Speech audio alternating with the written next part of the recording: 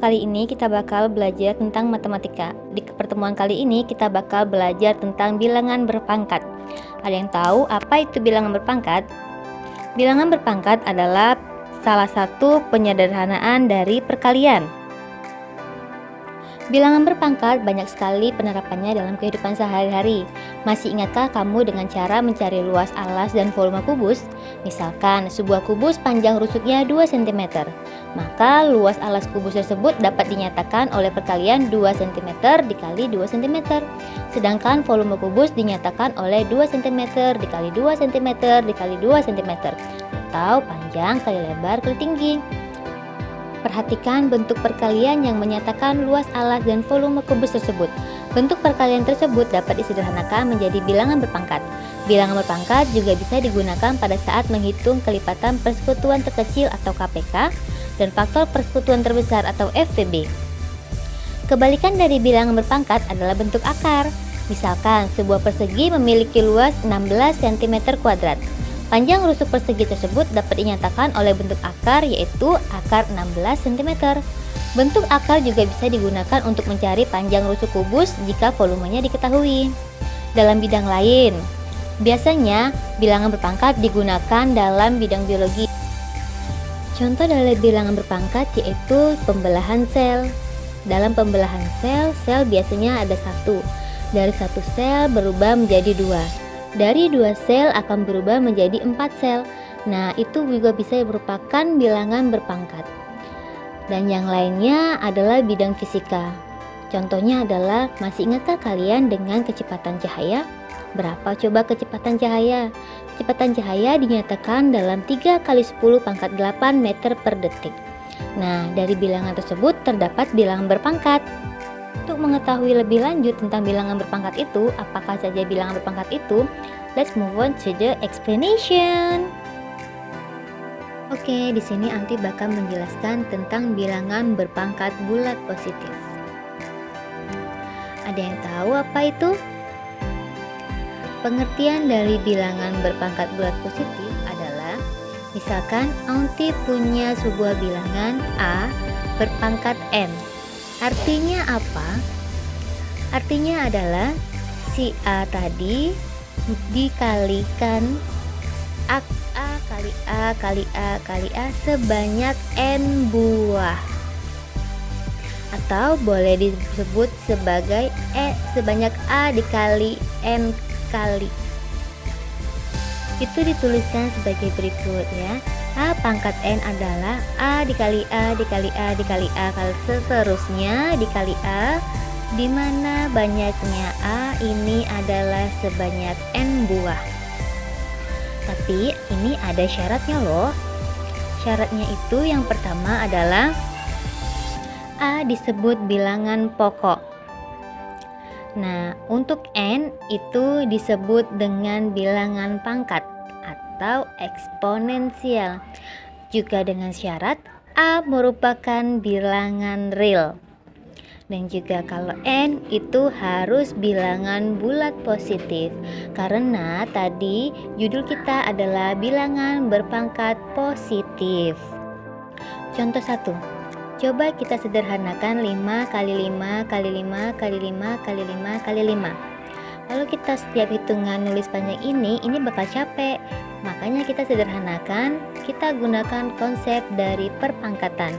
Kita hitung berapa banyak 5 yang ada di sini. 1, 2, 3, 4, 5, 6. Maka dari itu, karena ada 6 buah 5, maka jadi bilangan berpangkatnya adalah 5 pangkat 6. Maka kita tulis 5 pangkat 6. Sekarang untuk contoh yang kedua, mari kita tambahkan variabel lainnya. Masa polos terus? Mari kita tambah menjadi 2P dikali 2P dikali 2P. Nah, jangan bingung. Ini tetap kita anggap sebagai A. 2P itu merupakan A.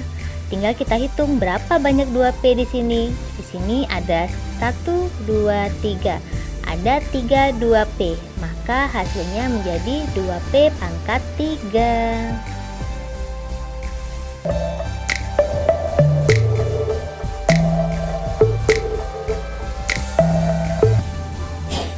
Oke, selanjutnya yang bakal kita bahas yaitu hasil bilangan berpangkat.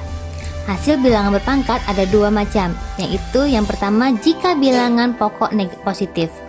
Nah, jika bilangan pokok positif, maka hasilnya akan selalu positif. Misalkan ada A pangkat N dengan A bilangan pokoknya ini berupa bilangan positif. Dan N ini adalah bilangan ganjil atau genap yang merupakan bilangan positif juga ya. Maka hasil A pangkat N itu akan menghasilkan bilangan yang positif. Nanti contohnya gimana sih? Contohnya yaitu misalnya ada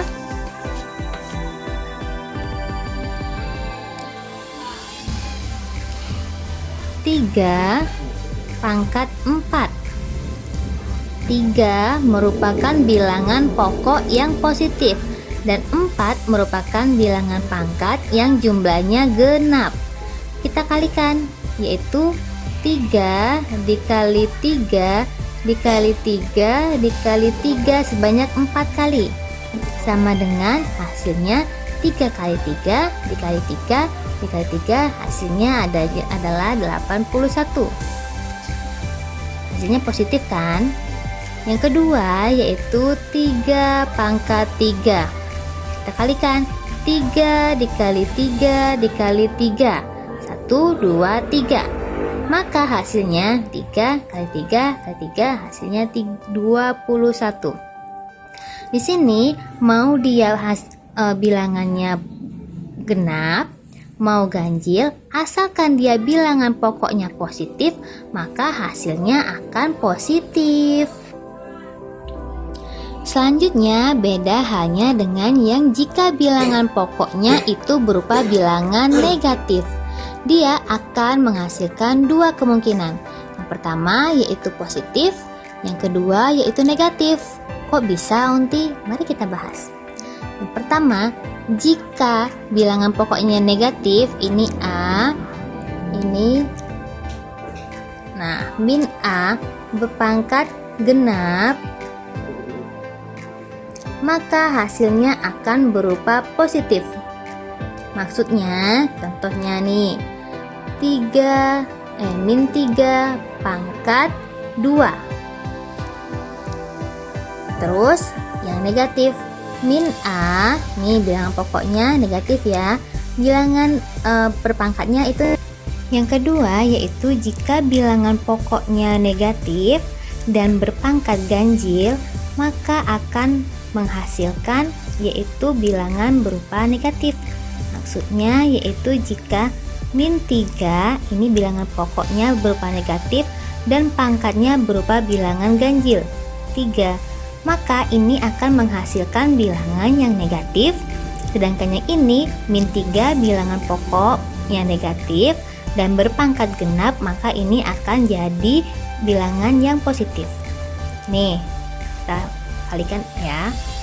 Min 3 dikali min 3, 1, 2, sesuai dengan pangkatnya positif 2, sama dengan genap ya dia.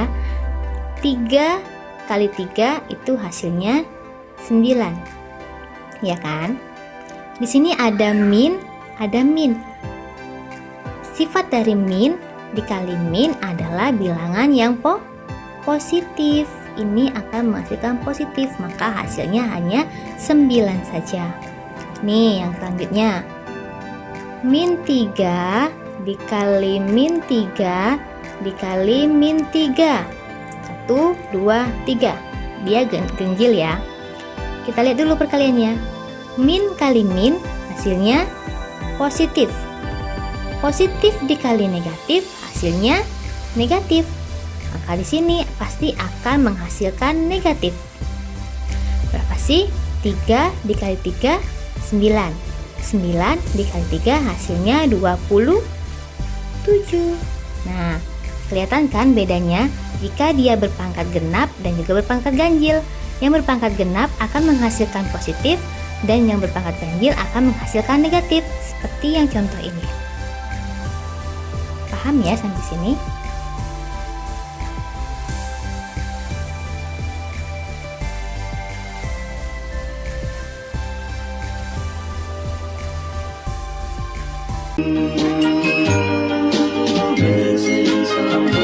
Missing someone